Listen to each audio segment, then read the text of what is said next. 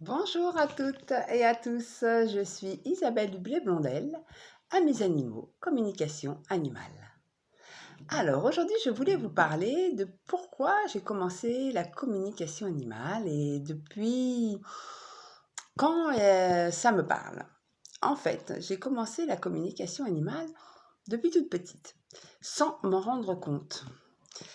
Dès que j'avais un petit souci, dans ma vie, je prenais mon chat, j'avais un chat à l'époque qui s'appelait Mimine, un magnifique, gros chat, noir et blanc. C'était une chatte d'ailleurs et dès que j'avais un petit chagrin, une colère, un petit problème, quoi que ce soit, je prenais mon chat dans les bras et hop, j'allais lui faire un gros câlin et hormis le câlin, je lui parlais, je lui racontais, ce qui se passait dans ma vie, qu'est-ce qu'il y avait qui n'allait pas, qu'est-ce qui était sur mon cœur et tout se déchargeait et mon chat, me regardait avec amour, je le caressais, ça me faisait du bien, j'étais vraiment, très attachée à ce chat et voilà et j'ai commencé à communiquer comme ça avec les animaux et je me suis rendu compte petit à petit que, les animaux ressemblaient à leur maître. Alors au début, j'ai commencé même par les dessins animés. Dans les dessins animés, je dis: «Tiens, dis donc, ce chien, qu'est-ce qu'il ressemble au» c'est rigolo quoi, comment ils ont dessiné le chien et le maître. Je trouvais ça fascinant dans les dessins animés de voir les comportements des animaux et de leur maître. Et je me suis rendu compte petit à petit que je pouvais le transposer dans la vie ordinaire, que les gens, avaient vraiment, un quelque chose de physique de ressemblance physique avec leur animal. Alors, c'était très rigolo, hein, quand je voyais le chien, je me promenais, je voyais le chien, je regarde par terre en marchant, paf, je regarde le maître, ah ouais, je voyais toujours des concordances entre l'un et l'autre. En tous les cas, souvent, peut-être pas toujours, mais très souvent. Ça peut être avec un chat, ça pouvait être avec quelqu'un qui avait un oiseau qui parlait beaucoup, et la personne qui arrêtait pas de parler, des choses comme ça et je trouvais ça marrant quoi. J'en parlais à personne, mais dans mon fort intérieur, je voyais tout ça et je m'en amusais pas mal et après je me suis rendu compte que c'était au-delà du physique, que c'était aussi, les émotions qui pouvaient ressortir. L'émotion ou le sentiment ou la parole, la façon d'être de la personne qui peut ressortir sur l'animal et je me posais des questions. Je me disais: «Tiens, c'est marrant cette dame-là, quand je passe devant chez elle, son chien n'arrête pas d'aboyer, mais alors vraiment, comme un petit roquet, alors que moi, j'en ai un petit roquet là, j'ai ma chapatoune, mais bon, elle aboie pas forcément tout le temps et là, puis après je m'arrête, je discutais avec la dame un jour parce que, voilà, j'avais cueilli des cerises dans son arbre et qu'est-ce qu'il fallait pas faire? C'est toute une histoire et je me suis rendu compte que cette dame, elle ressemblait beaucoup à son chien, c'était vraiment un bon petit roquet, tout ça, toute une histoire pour des cerises qu'on avait pris dans son arbre. Bon, elle aurait pu nous dire: «Les enfants, non, arrêtez, c'est pas bien, ce que vous avez fait, c'est pour moi les cerises, que vous en prenez un petit peu en passant, mais là, vous en avez pris beaucoup», voilà. Elle aurait pu mais non, elle était, au taquet, et vraiment hargneuse comme son chien. Bon. Bon, j'ai accepté, hein, voilà, elle nous avait on était toute une bande, hein, et voilà et ça, c'était, vraiment un souvenir, marquant, où ça a commencé de faire attention, aussi à la façon d'être de l'animal, à, mmh, à son caractère par rapport au caractère de l'humain.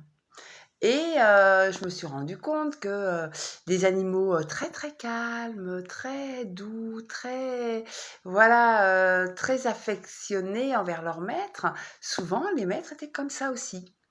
Mais je me suis rendu compte aussi des fois, les maîtres avaient des peurs et que du coup, quand je regardais le chien, je voyais les aussi du maître dans les peurs du chien. Donc Donc voilà, je m'étonnais, je pensais que tout le monde le voyait ça, hein. Franchement, il y a pas très longtemps qu'on m'a dit: «Non Isabelle, tout le monde ne le voit pas ça. Tu vois quelque chose, que les autres ne voient pas».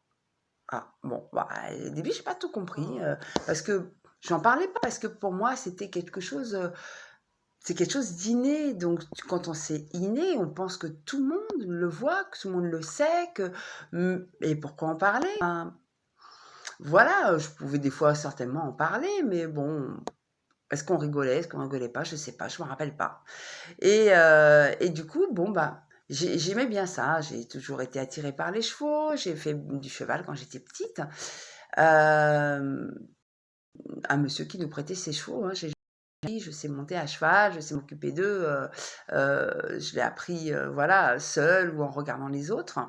Et pareil avec les chevaux, je me suis rendu compte que, il y avait vraiment un lien très, très fort.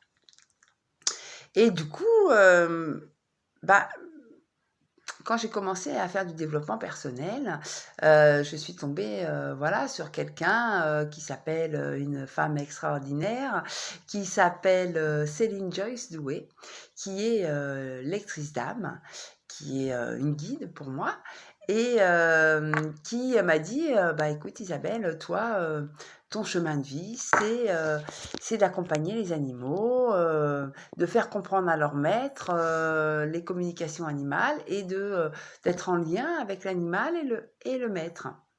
Bah, sur le coup, quand elle m'a dit ça, je dis: «Ouais, OK, bah, ouais, pourquoi pas, mais oui, j'aime beaucoup les animaux, mais je comme je voyais pas ce que je voyais ce qu'elle, elle voyait de moi, je me rendais pas compte que j'avais un lien spécifique avec les animaux.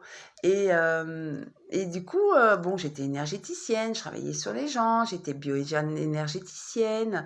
Avec mon antenne de léchère, je pouvais faire beaucoup de choses.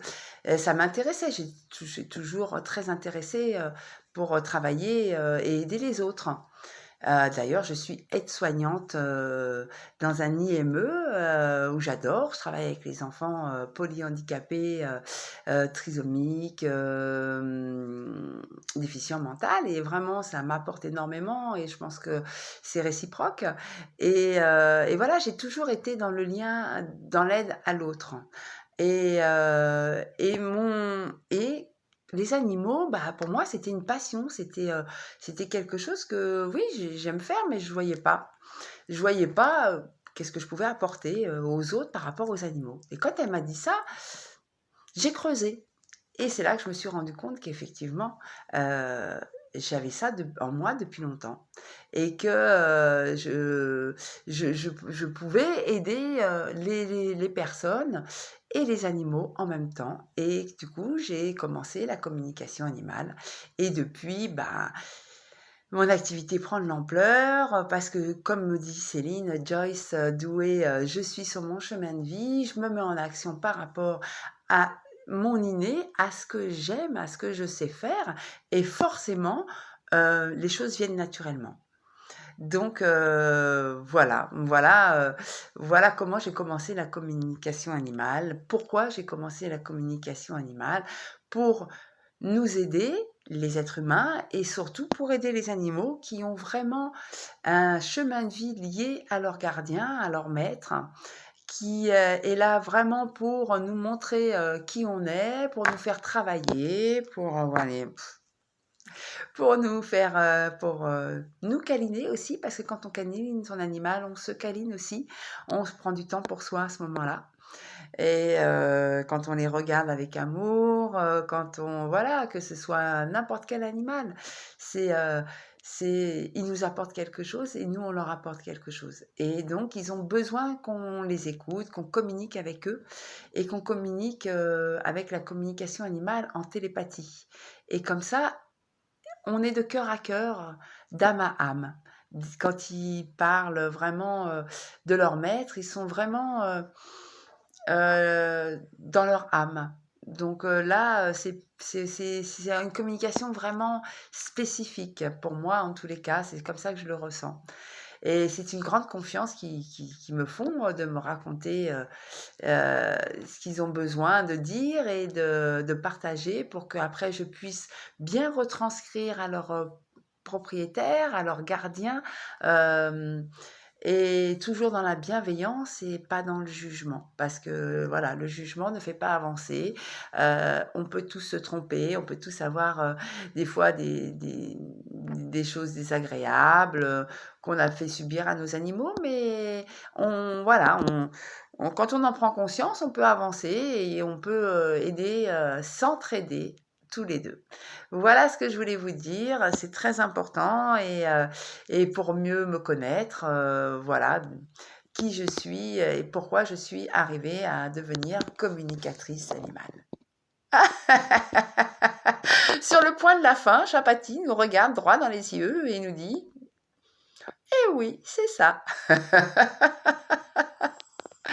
Bon, et ben je vous laisse, je vous, embrasse bien fort et n'hésitez pas si vous avez des questions, posez, vos questions en bas de la vidéo. Si vous voulez partager, surtout partager, mettre un petit like si vous avez aimé et appuyer sur la cloche pour pouvoir être abonné. Ça me fera un grand plaisir de vous partager, ma vie avec les animaux et la communication animale. Voilà, je vous remercie et à une prochaine. Vendredi prochain, vers 18h, il y aura une autre vidéo. Merci de m'avoir écouté. Je vous embrasse. Merci à tous.